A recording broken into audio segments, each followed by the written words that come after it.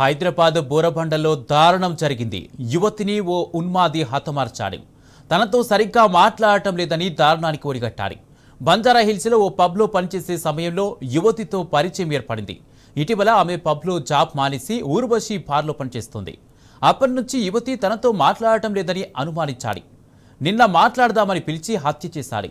నిందితుడిని పోలీసులు అదుపులోకి తీసుకున్నారు.